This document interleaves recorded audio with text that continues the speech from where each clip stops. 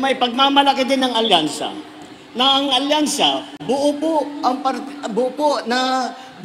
lahat ng kandidato ng bawat pwesto nang mamimili kayo sa halalan na ito, lahat po sila meron po tayong kandidato. Maraming salamat. Talaga naman at sabi na nga namin nakakasiguro tayo kapag tayo ay pupuntang Bulacan at San Jose del Monte, makakakita tayo ng lahat ng mga ating kaibigan. Kaya nagpapasalamat kami, napakainit ng salubong na ibinigay ninyo sa aming lahat, mga tiga-alyansa na lumalapit po sa inyo at hinaharap po sa inyo ang ating mga magigiting na kandidato para sa darating na halalan para sa Senado. Alam niyo po, ako po ay nandito po, hindi malakas po ang loob ko na iharap sa inyo ang ating mga kandidato. Dahil napakadali pong ipagmalaki bawat isa po sa kanila. Narinig niyo naman po ang kanilang mga programa, yung kanilang record, yung kanilang nagawa na, at yung kanilang gagawin pa. At alam niyo po, may pagmamalaki din ng alyansa.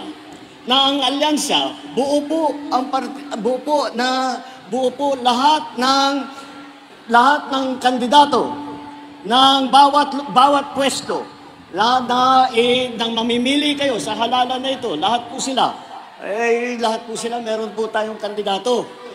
Kaya po, ang dahilan po dyan, dahil yung ibang grupo, sinasabi niya, paano nyo nabuo yung napakaraming tao na para sumama sa inyong alyansa. Yan po ang ibig sabihin ng alyansa.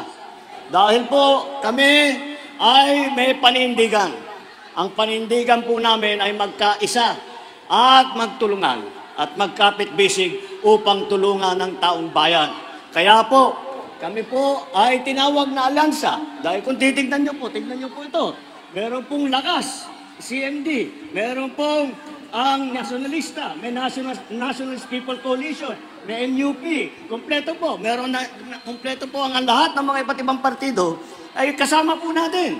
Dahil po, isinantabi na muna namin ang aming mga partido para magkaisa, para gawin lahat upang tulungan at pagandahin ang buhay ng bawat Pilipino. Narinig niyo naman po ang kanilang mga talumpati at maliwanag na pagka tinignan po natin ang ating mga kandidato, pag inisa-isa niyo po, ay makikita naman ninyo, di kalidad po itong mga grupo na ito.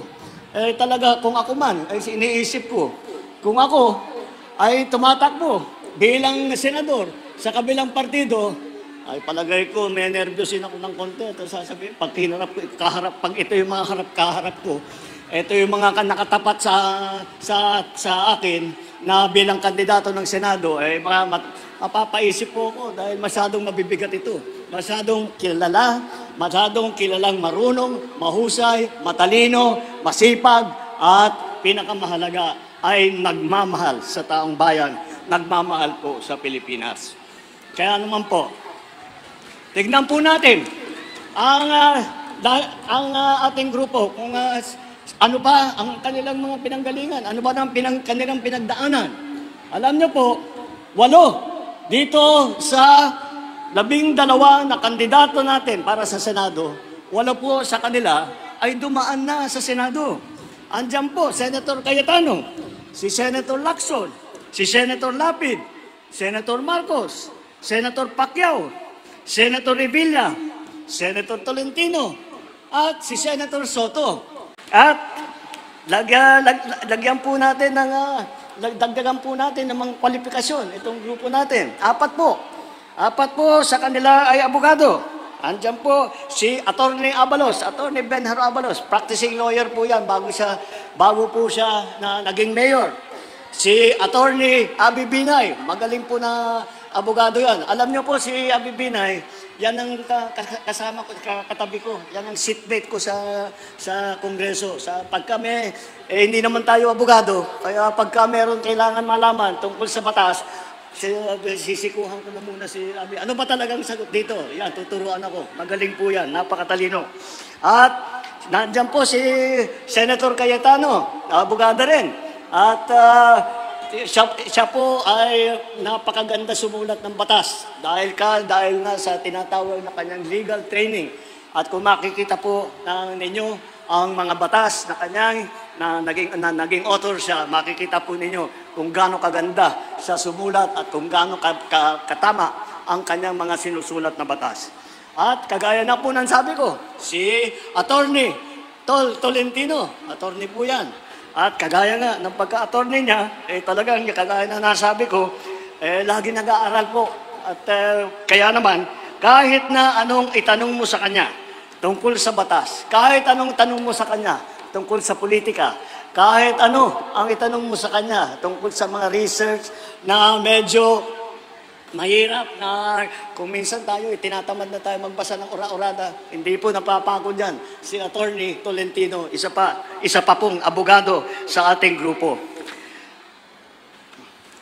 Ang mga kababayan, maliwanag na maliwanag. Siguro naman sa narinig ninyong talumpati sa ating mga kandidato, siguro naman po narinig ninyo sa kanilang mga pinapangarap para sa ating bansa, na maliwanag na ang tinutunguan po ng alyansa ay ang kaunlaran at ang kapayapaan. At aabutin po natin yan kapag tayo ay magkaisa. Kaya po, ito po na siguro ay isa sa pinakamagandang halimbawa na ihaharap namin sa taong bayan ng pagkakaisa, nagtutulungan para po makapagserbisyo sa tao. Ang kailangan po natin ay ang mga solusyon, hindi po ang mga maiinit at malalakas na mga masasakit na salita. Ang kailangan po natin ay mga solusyon para sa problema na hinaharap natin. Ang mga kandidato ng alyansa, kasama natin sa pagtataguyod ng interes at kapakanan ng bawat Pilipino.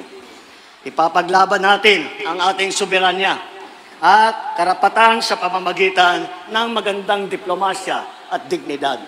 Ngunit, wag ho sila kahit sino pong magkamali. Huwag nilang aakalain na tayo ay papayag na kunin sa atin na kahit isang isla, kahit isang bato na nasa teritoryo natin. Alamin nila lahat, hindi po tayo papayag at huwag tayo susunod sa kagustuhan ng ibang tao, ng ibang bansa.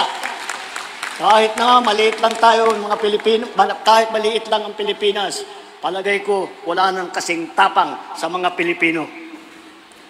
Hindi na, sa laban naman, kontra sa krimen at sa droga. Ito po ay aming paniniwala. Ay hindi naman po kailangan na pumasok tayo sa kaharasan na maraming nasasaktan, na maraming pinapatay, na libo-libo na Pilipino ay hindi na natin nahanap at nawala na lang bigla. Yan po ay hindi po tama para sa amin yun. May tamang paraan para tiyakin ang kapayapaan at kaayusan. Yun ay sa pamamagitan sa buo na suporta sa ating mga kapulisan, sa ating mga local government units. Dahil sila po ang talagang namamahala na matiyak na maganda ang takbo ng buhay, na ligtas ang ating mga kababayan at hindi sila kailangan mag-alala na sila'y masasaktan, sila'y mananakawan, sila ay papatayin. Sa ekonomiya naman at trabaho, hindi natin kailangan umasa sa mga illegal na mga gawain kagaya po ng pogo na ginawang pugad ng pagsasamantala sa ating mga kababaihan, naging pugad ng karahasan. Kaya po binan na po natin yan at hindi po tayo papayag na babalik yan dahil nakita na natin na napakasama ang nangyari sa ating mga kababayan dahil po dyan sa pogo. Ang solusyon po ay hindi sa mga illegal na gawain. Ang solusyon po ay nasa tunay na trabaho, nasa magandang kabuhayan at suporta sa maliliit at sa mga nangangailangan. Magkaisa po tayo at mamili po tayo ng alam natin na tuloy-tuloy magtatrabaho, na itinayanan nila ang kanilang buong buhay upang magserbisyo sa Pilipino. Itong ating mga kandidato, ang napakahaba na po ang kanilang record na nagsiservisyo sa Pilipino. At hindi lamang sila nakaupo na sa matataas na posisyon.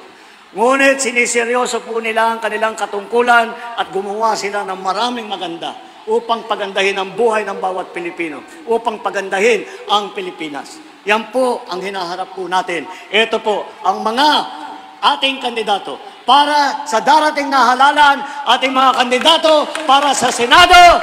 Mabuhay po ang alyansa sa bagong Pilipinas. Mabuhay ang Bulacan, mabuhay ang Pilipinas. Umani naman ito ng iba't ibang reaksyon mula sa ating mga netizens.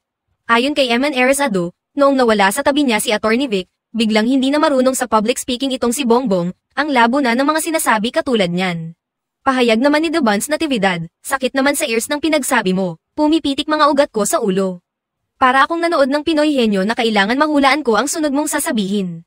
At ito naman ang saloobin mula sa ating kababayan na si Bernard Carpio, if I am a BBM supporter till now, this is very painful to watch. Ang hirap depensahan kapag ganito nakaalata. Mga kababayan, feel free to comment below para maglabas ng saloobin sa balitang ito.